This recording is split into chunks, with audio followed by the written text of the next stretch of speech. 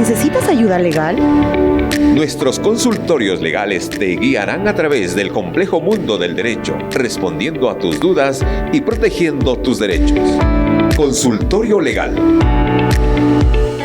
Consultorio Legal en Santa Mónica. Un contrato de préstamo de dinero pues es muy importante, pero que tiene que ser un documento legal, que es indispensable para proteger el dinerito, el patrimonio, pero más que el patrimonio y el dinero, la tranquilidad de la familia, la tranquilidad de uno, ¿no? Porque muchas veces prestamos dinero o nos prestan dinero y no nos pagan o no queremos pagar. Y ingresamos en un momento crítico, pues enemistades muchas veces entre familiares, entre amigos, empresas, pero este papelito, este documento, pues va a evitar muchos malentendidos y muchos conflictos judiciales muchas veces. Y para ello, pues estamos ya aquí en el set, en Santa Mónica, en este magazine, con la abogada Daisy Blanco, quien nos va a orientar, quien nos va a dilucidar un poco más sobre la importancia, ¿no?, de tener un contrato en los distintos préstamos de dinero. ¿Qué tal, doctora? Buenos días. Buenos días, Celis. Buenos días con las personas que están sintonizando Radio Santa Mónica. Y bueno, hoy día vamos a conversar sobre este tema que ya lo indica, sobre los contratos de préstamo de dinero, o también técnicamente se conoce como los contratos de mutuo. Son contratos frecuentes en nuestra realidad. Y como bien lo dices, si es que no están bien regulados, pueden ser motivo de algunas dificultades que se tenga de cualquiera de las dos partes, ya sea de la parte que presta el dinero o ya sea del que recibió el dinero. Puede generar, si de repente hay amistad de por medio, a veces puede acabar en enemistad cuando no está bien regulado. Eso. Más allá de eso, ¿cuáles son las razones principales para poder hacer un contrato? Bien, este contrato de préstamo de dinero consiste, y creo todos tenemos una idea, en que una persona que tiene el dinero presta a otra una determinada cantidad de dinero con el fin de que le sea devuelto en un periodo determinado. Y también a veces puede ser con interés o sin interés. La ley lo permite de ambas formas. Si es que el dueño del dinero tiene de repente el interés de tener un beneficio, lo va a fijar un interés igual a la otra parte.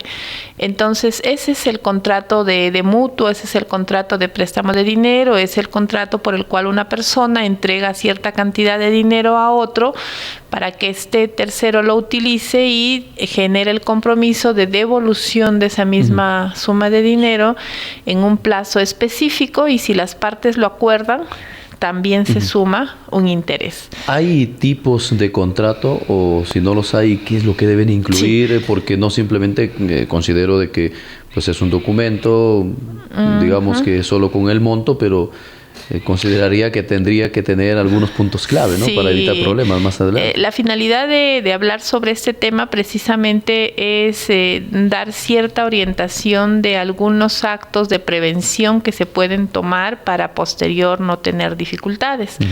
La ley nos dice de que este contrato de préstamo de dinero puede ser verbal o escrito, es decir, para que exista un contrato válido no es necesario que exista un documento, basta con que yo le diga, señor X, le presto esta suma de dinero, la otra parte me diga, está bien, tal fecha, es decir, verbal, puede ser verbal y es válido, y el contrato se configura con toda validez.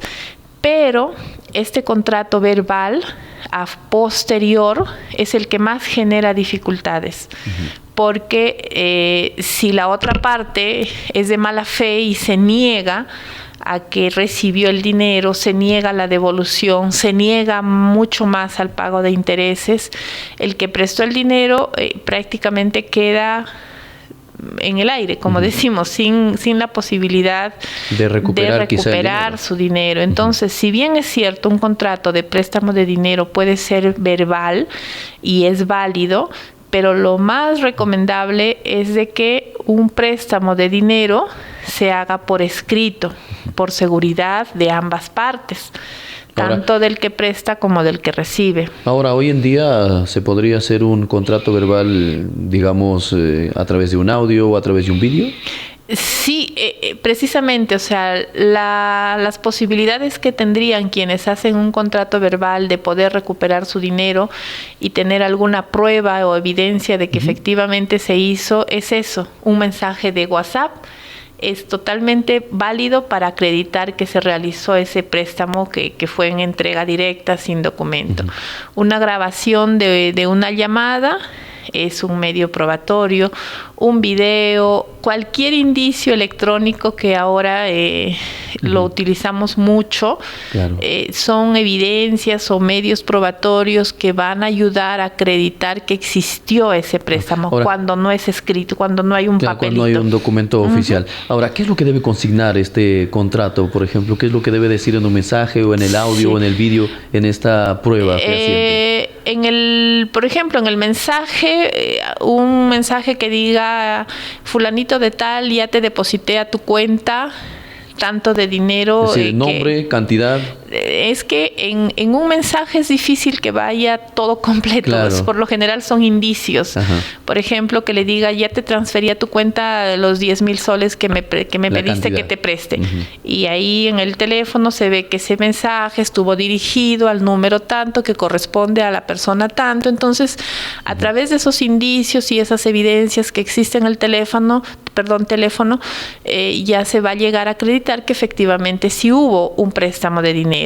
Muy diferente a un papel ya donde conste el contrato con las características que debe tener un contrato, como por ejemplo colocar la fecha en que se celebra el contrato, colocar el nombre, DNI del que presta, nombre, DNI del que recibe, dirección de cada uno de ellos, monto que se preste en número y en letras, fecha de devolución del dinero, si es que ese dinero está sujeto a un interés, y la firma y huella de los que intervienen. Eso debería ser, digamos, la manera más formal. Una referencia de lo que debe contener un contrato, aunque sea en papel de cuaderno, en cualquier tipo de papel.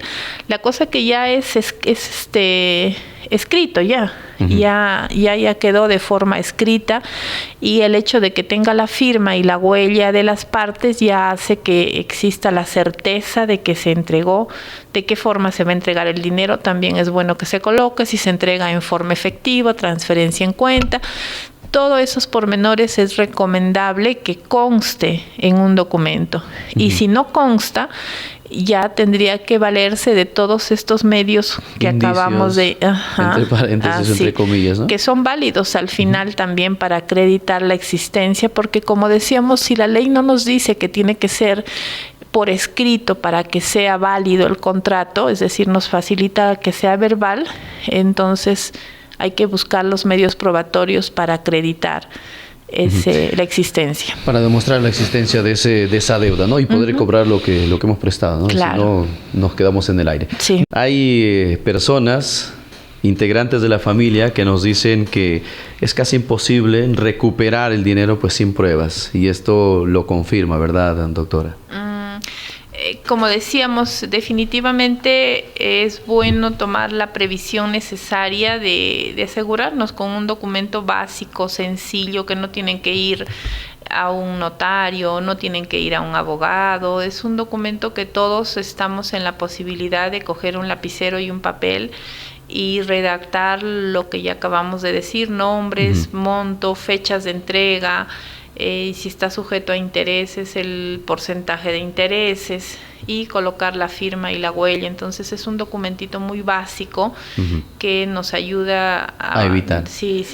Y más allá de la pérdida del dinero, decía al comienzo, pues evitar la pérdida de amistades, ¿no? De relaciones quizá familiares, de amigos. Sí. Muchos de estos contratos se dan en circunstancias de amistad, en circunstancias de familiaridad, y definitivamente el incumplimiento de estos contratos pues afectan esa buena amistad que hubo o ese vínculo amical de familia. Entonces Para evitar todo esto, pues es bueno tener un documentito y sobre todo también actuar con buena fe de ambas partes. Ahora, si ya estamos involucrados en uno de estos temas, ¿hay algún procedimiento ya requerido? ¿Qué es lo que debe hacer la persona? Cuando una persona ya se ve involucrada en un incumplimiento, sobre todo el que prestó el dinero, ¿qué hacer para recuperar su dinero? Primero es hacerle el requerimiento, de repente a través de una carta notarial, si lo consideran, es decir, se va al notario y al notario se le encarga que le haga llegar una carta en donde se hace el requerimiento de la devolución del dinero. Luego también hay el mecanismo de acudir a un centro de conciliación. En el centro de conciliación también se les cita a ambas partes para conversar sobre el tema y puedan de repente llegar a un acuerdo que quede en un acta de conciliación. Igual, si es que no funciona la conciliación, si es que no funciona la carta notarial, entonces ya va a haber necesidad de acudir a un proceso judicial. En un proceso judicial, el que inicia el proceso tiene que acreditar la existencia de la deuda, la existencia del préstamo. Y ahí es donde decíamos que es necesario que exista el documento o que existan los indicios de conversaciones por WhatsApp, telefónicas, videos, grabaciones. Todo elemento probatorio, testigos, es válido para que quien demanda la devolución de su dinero pueda acreditar que hubo un préstamo de dinero. Entonces, todos estos medios probatorios, la ley los admite, los permite. Entonces, el juez notificará al deudor para que conteste la demanda y haga sus descargos diciendo si debe, no debe, si pagó un poco, pagó todo. En fin, le da la oportunidad de que pueda hacer sus descargos, su defensa. Eso se hace en una audiencia luego, en donde se citan ambas partes, conversan en presencia del juez e incluso también ahí pueden conciliar. Y luego de eso, si es que se ha acreditado la existencia de la deuda, el juez ordenará la devolución del dinero. Incluso al llegar a la instancia de la sentencia donde se ordena la devolución del dinero, si la parte sigue siendo renuente, no va a cumplir la orden del juez, entonces se va a tener que acudir incluso a trabar embargos en sus bienes para que con esos bienes se haga pago de la deuda que se ha fijado. Consignado. Ahora, el proceso comúnmente, ¿cuánto podría durar llevando a los fueros judiciales? Es variable, depende bastante de la carga procesal, también de los montos. Cuando el monto es un poco más pequeño, su trámite es más corto. Cuando el monto es mucho más grande, el trámite tiene plazos mayores.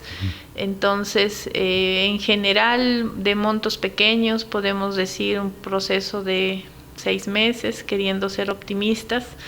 En procesos de montos mucho mayores, de repente un poco más. El tema judicial está sujeto a plazos para cada tipo de proceso. Entonces, cuando son montos muy altos, es un proceso con plazos más largos. Claro. Montos más pequeños, plazos más pequeños. Pero en términos generales pudiéramos decir en medio año. Más de medio año. Sí, siendo optimistas. Ahora, y yendo a un centro de conciliación, pues es un poco menor el tiempo, ¿no?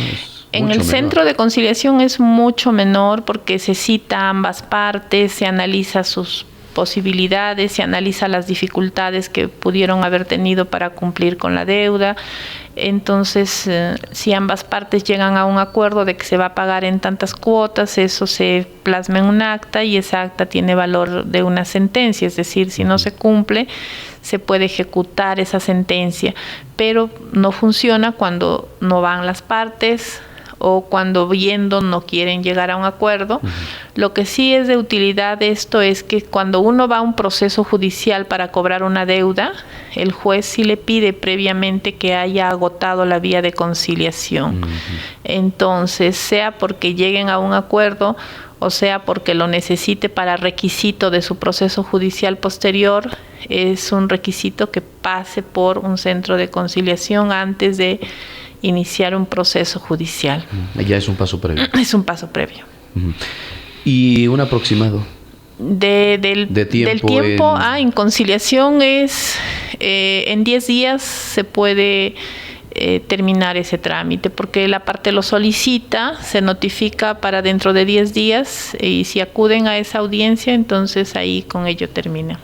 Y si no, hay que volver a hacer otra segunda citación, pero el trámite de conciliación por exceder puede demorar un mes. Ahora, usted como trabajadora de un centro de conciliación, viendo este tipo de temas también aquí en la jurisdicción de Cajamarca, en la jurisdicción de Chota, ¿qué es lo que más se demuestra o se ve? ¿Hay este tipo de casos?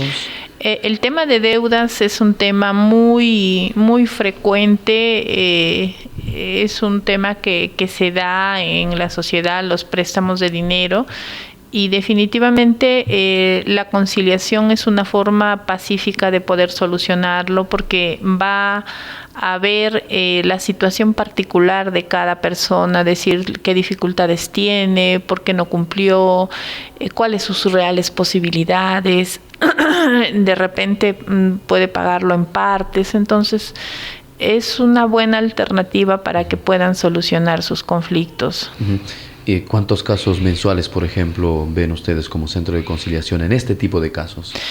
Es variable puede haber 2, 3, varía al mes.